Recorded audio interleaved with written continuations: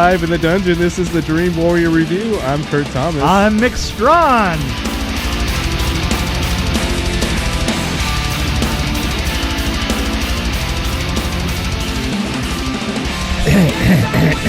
I-O. So I-O. That's off the work I go. I-O. As a young scientist searches for a way to save a dying Earth, she finds a connection with a man who's racing to catch the last shuttle off the planet. I-O. I-O. On Earth. I hate to say that that I love the look of this film. Yeah, the look of this film was amazing. The look of the final lab. Yes, the final lab. And the housing projects that were next to it. It just really, it had a great look. I really loved the girl. I love, there's so many things that are really... I like the girl, but I felt like her, she was carried by the guy. Yes. I think his performance was so strong. You are absolutely right. When he showed up, he was overwhelming. Yeah, I know. Her, yeah. No, but so I like the fact that she didn't have a lot of lines, and he carried a lot of it through to the end. Right. Well, the thing is she was alone.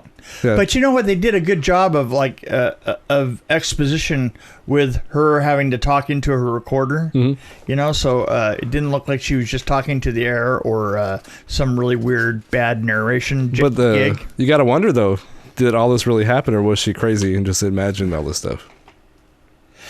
I'm not kidding. You and I should talk about this later. We should talk. Let's talk.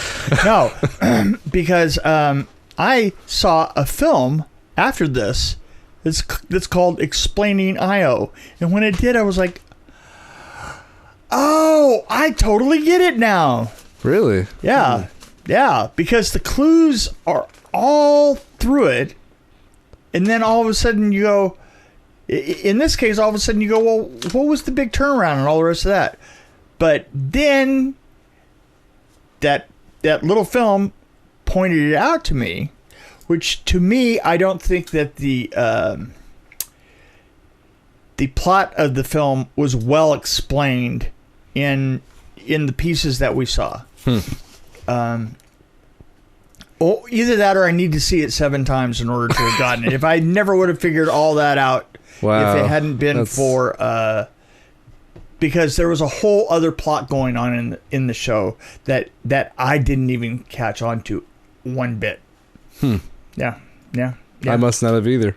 Yeah, because you didn't get it. I mean, I didn't get it until I saw this other film that says Explaining I.O. So is that a big business out there where people go and explain films that they were just on? Well, you got the Walking Dead, the little show they have that it talks about The Walking Dead. Oh, yeah. Well, no, that's a podcast. Isn't that a thing now, though? Yeah, no, it's a TV show. Oh, there's really? actually a TV show, Talking Dead.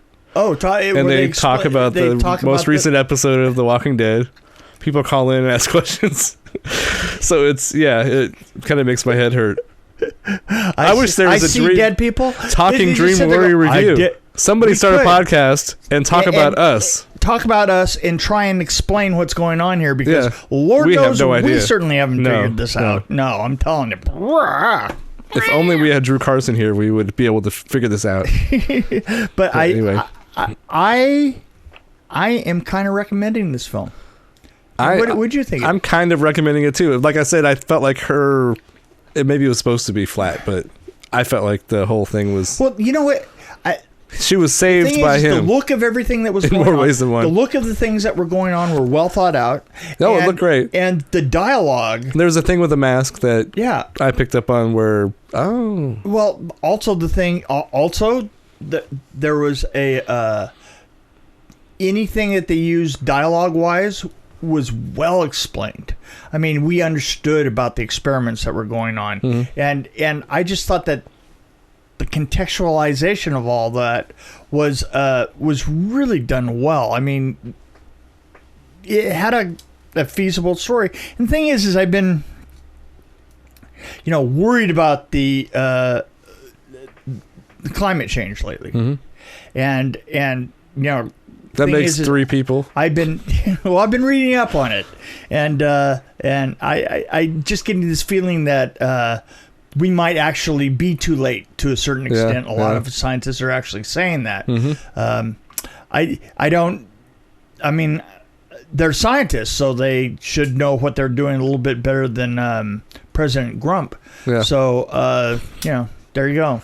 I'm not supposed to get political, right? Anyway, this ties into it. Yes. So this ties into it. It's the end of the world. I'm just saying that, the end of the world. And it's actually believable, really. I mean, yeah, it's totally not out of question that this could happen. Right. Maybe. Oh, absolutely. Absolutely. Yeah, it could happen. Yeah, it could happen.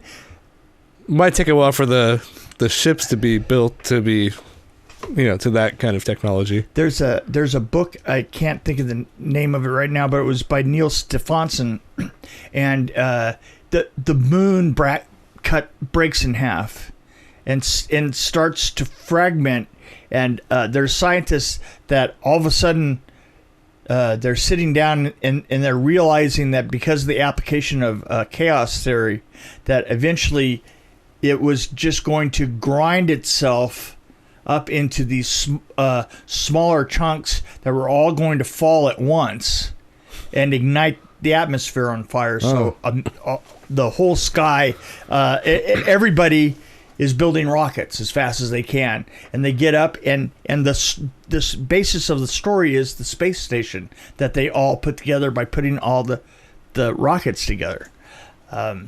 And you know what? I've made sets of rockets before, and it's a lot of work just to do the set. Yeah. So imagine how much work that'd be. So that's what these guys had to do. Yeah. Yeah, I know. I mean, mine were just made out of plywood and paint and, a couple of knobs. That's probably what my rocket would be made out of. Well, if I made it. I'm not saying that I'm changing. That's what I need to do. Because that's what I can work with. So my rocket, what color? What's your rocket made out of? Wow, we should do a book like, you put out. So what's your rocket made out of? It's a new bestseller by Miq Strawn. What's your rocket made out of? Tinfoil and dreams. That's my answer. And Twinkies. Held together by the wishes of our own little rat. So make friends with... do you make friends with Elon Musk or the other guy, the Virgin Mobile guy, who's my hero, and I can't remember his name right now? Richard Branson. Oh, do you make friends with Elon Musk or Richard Branson at this point? Yeah. Because which one is more reliable to take you out into space? To get you out into space? Yeah. We had a Tesla crash recently, so we got to think about that. Yeah, that's a statistical anomaly. It's going to be there no matter what. I guess the Virgin train probably crashed. Yeah, that's right. At some point, crashed at some point. But no, I like Richard Branson, so I'd have to go with him. Yeah. But that's just me. Yeah, I'm Elon Musk all the way.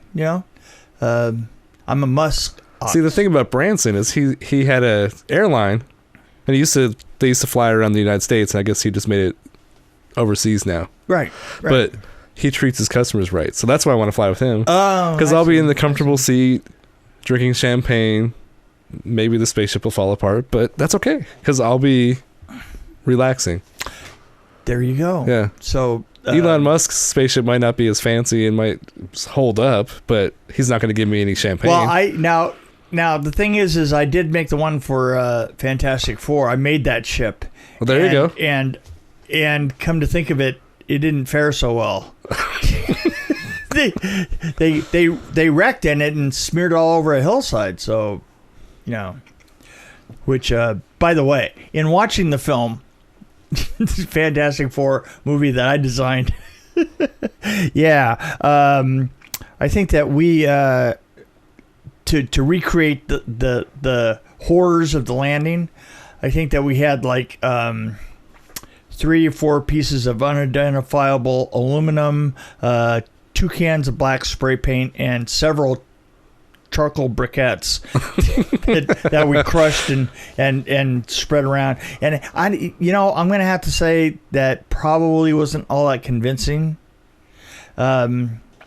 But Beans says their space suits were basically, Mylar. They kind of. We based them on the foil packet that you get your Pop-Tarts in. And I was thinking of the little foil blankets I had when I was in Boy Scouts, and they didn't do anything. Oh no, for those you. cost a lot of money. They did nothing for you. No, the thing is the crew for lunch we ate the Pop-Tarts. The Pop-Tarts. We ate the Pop-Tarts, and then we took the foil and we made their awesome their outfits out of them. Oh, that's cool. Yeah, because you know what, it's like every penny counts when you're doing something like that.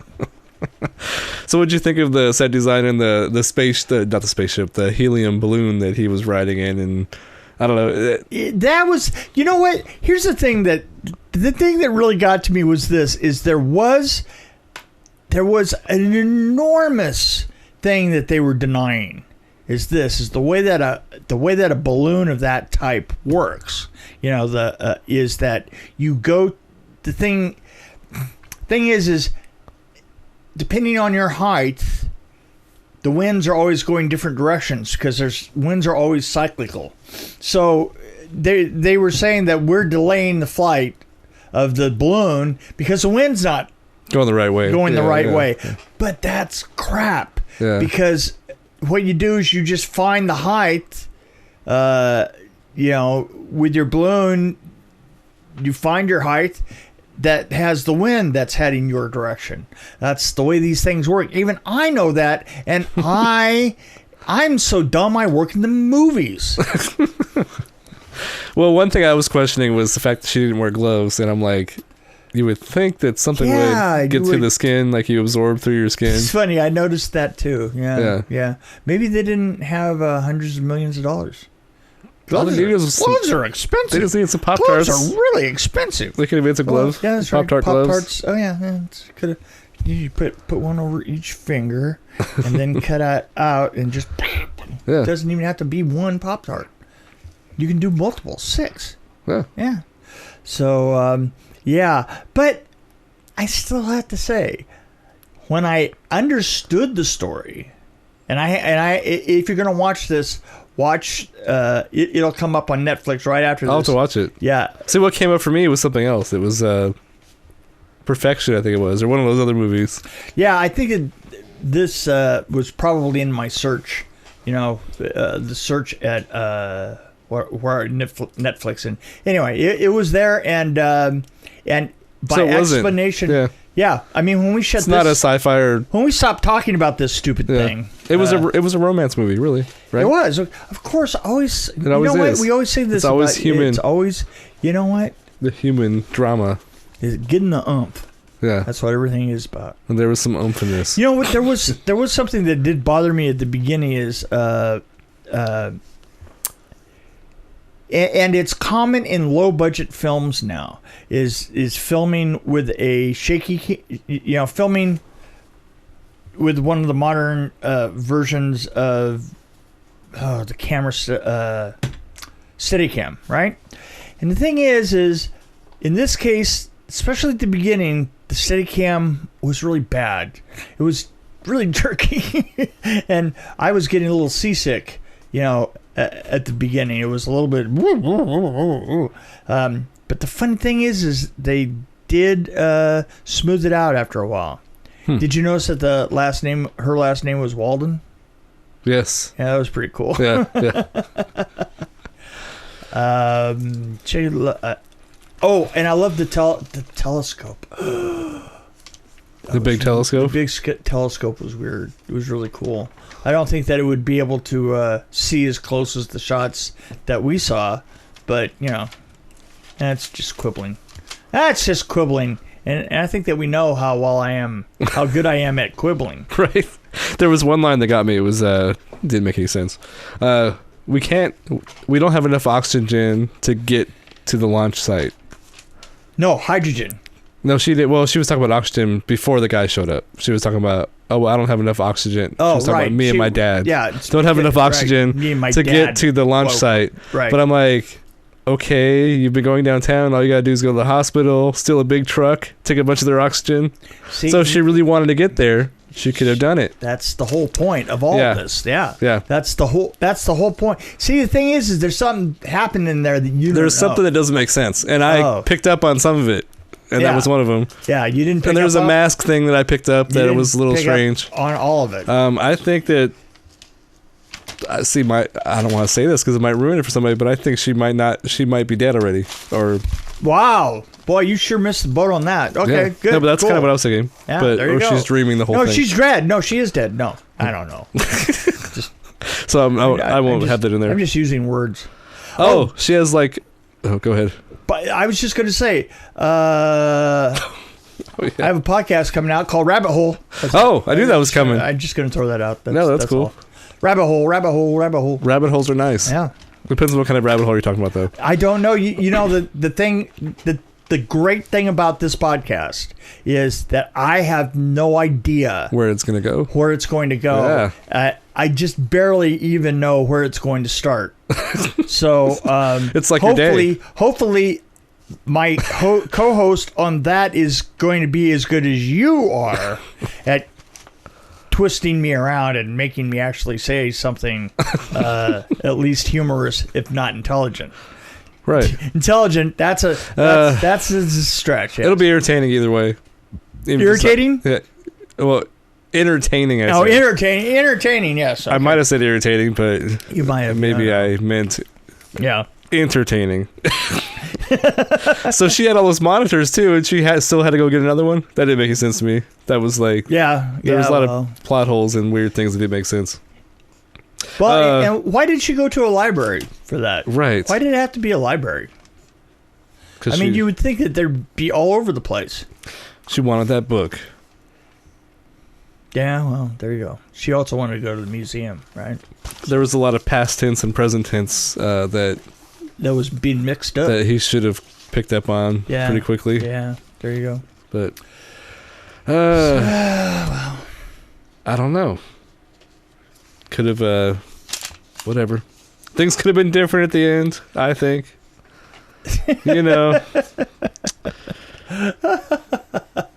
But what I like about this movie is that it's, when it comes to like this kind of thing, the end of the world, it doesn't matter where you're from or your background, or what you look like. Right. Humans will get together and hopefully try to survive together. Yeah. Hopefully. Yeah. The good ones. Yeah. But then there's human nature that. You know, there was something there's something that I've started to get this feeling, or it's not just a feeling, it's in doing research and so forth, that all of our systems, everything that we do is based on people being basically good. Mm-hmm. And they say, like, for instance, I have read this and heard it, and I'm starting to actually believe it, that you can actually go in and hack somebody's account, right? Yeah. Bank America and so forth, or whatever, your checking account or stuff like that. And that basically, you know, there are all kinds of devices set up in departments and in people that are fighting that sort of thing and stuff. But the thing is, if as many people did that as just know how to do it, it would never work. Mm-hmm. I mean, it would completely destroy the system that we have. Yeah. The system for our economies, everything would go down. And everything is based on the fact that, for instance, signing a credit slip, right? Yeah. You don't need to do that. It's kind of what I want to say, it's vestigial. Mm-hmm. It's sort of pomp and circumstance, kind of like no. Vestigial means it's sort of a leftover thing. You know? Carry over. A perfect example of vestigial would be when you take your camera up and you take a picture of it. Yeah. What does it sound like? What does it sound like? Sounds like a 35 millimeter SLR from 1974, right? Right, yeah. Right? Yeah. That sound is vestigial because it has nothing to do with the, you know what? The thing is your phone honestly could quack. Yeah. You know, when it took a picture, or make no sound at all. I mean, but why is it the great bulk of us actually have the sound of a 1974 of the mirror lifting up and the film being exposed. Vestigial. I still use that kind of camera though. So right. Well, I'm weird. I'm one of the oddballs. Yeah. But I'm just saying that in the end, that our signing and so forth and our systems for doing things are kind of based on that the vast bulk of people are decent human beings. This is why we can have cop forces, police forces that aren't man on man. Yeah. I mean, let's face it, policemen, if we all wanted to be bad people, we would outnumber police instantly because they're such a small small piece. But basically, human beings are decent. Yeah, which people forget. That's why people become cops, is because they actually are decent people usually. Right. My grandfather was a cop, so yeah. But it's like, he didn't become a cop because he was a dick. He became a cop because he actually cared about people. I mean... And then 5 years later, what? Yeah, well... No, I'm sure stress does things to people, but and other things happen to people. But no, there's actually a rush. There's a Rush line about people are basically decent. Folks are basically decent. Conventional wisdom would say. Well, we read about the exceptions in the papers every day. Yes, people are basically decent. Yeah. And speaking about basically decent, what did you think of the film? And it was basically decent. It was basically decent. What are you going to give it? I wouldn't give it a huge high rating because I felt like I liked how the overall look. I liked the story. I didn't really like her that much. I don't know. I kind of liked her. I'm kind of iffy on her. I liked her a lot. I think I didn't like her at first, and then she kind of grew on me towards the end. Well, you can get that removed. She became more human at the end. Yeah. But I didn't really buy some of it. Yeah. You know what I mean? I didn't buy some of what I was seeing. Yeah, I'll explain the whole thing to you. Yeah, I need to know. I still liked it. I'm going to put it 3. I'm going to say 3. Yeah. I'm like slightly above average, so like a 2.7. Not too far from you, but there you go. I wasn't too excited, but I enjoyed watching it though, and it's good, especially for the climate change story there. When are we going to start looking at Vengeance?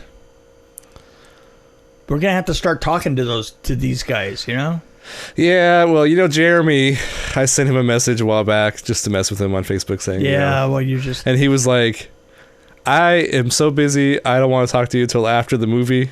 Right. After I'm done editing and it's he's done, that way. Then I'll be on your podcast.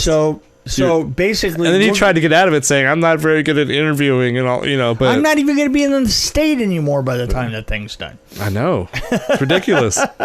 I'm going to Nashville. Yes, I'm moving to Nashville. By the way, people. Yeehaw! Bought a really nice house. Watch out, Nashville. Out in the country. I hear that the film business is moving that way. If anybody knows of anything that's happening, let me know. This could be interesting because maybe you run into some people in Nashville and you can bring them on our podcast. Whoa. There you go. You go. Just don't bother Alan Jackson. I hear he's kind of grumpy. But I used to live in Tennessee, and that was a rumor I heard, was that Alan Jackson was kind of grumpy is kind of a nice word. I think. Well, but there you go. I don't want to say anything bad because that's probably the first person you'll meet there. That's right. And he'll be super cool. Yeah, exactly. And he'll be chill as hell. And then say, what did Kurt Thomas say about me? No. But the thing is I'm going to be able to do East Coast stuff. Yes. I'm going to be able to go to cons and sell books. And you're kind of what's cool about Nashville is it's on Central Time, so you're not on Eastern Time. You're like kind of. Well, and the other thing is the way that the con schedules work is there's more people over there and the towns are closer together. And they just kind of like it can be one town right after the other, and you can work from Maine down to Florida, and then start working your way back down again. There's even a convention in Knoxville, Tennessee. That's that I looked up one time, and I was like, that's interesting. Yeah. Yeah, so maybe you'll be in Knoxville. I gotta get a hold. I gotta get a hold of all these people and have them to get a hold of me so that I can come in and be at their cons. Yeah. There you go. And Knoxville's not a bad place. I went to school there, so go Vols. That's all I gotta say. Well, there you go. No, so we'll continue our podcast for a while until we hate each other, and then Unfortunately, I see this. Or until you forget who I am. Who the hell is this? Am I a goldfish in that respect? Do you have to be there for me? I'm going to forget you in 3 seconds? Yeah, okay. No, this will all continue and probably get worse. Yeah, well, it's going to... I won't say... Maybe not get worse. I think evolve. It's going to evolve. It needs to evolve. We need to do video. We'll do some... Yeah. Yeah, I'm up for video. If people out there think that we ought to do video so that... you can have our boring faces. I got to clean up my dungeon a little bit, though. Yeah, well, you do. You know what? Maybe you should groom your rat. Wait, there's no grooming rat. No, he's his own rat. He's his own rat. He's his own rat. He says, "I'm my own rat." I'm my own rat. So yeah, that's why his hair is spiked right now. Oh, okay. Well, yeah. I was wondering about that, but he's into David Bowie. He's been in such a mood lately. Well, he's been listening to a lot of David Bowie for some reason, right? And I don't know what his problem is, but he's space oddity. He's been doing for this sure. whole retro thing. I don't know. Yeah. He's wearing the jacket and putting the makeup on. Yeah. We're actually going to go have a talk to him, okay? Right. Later.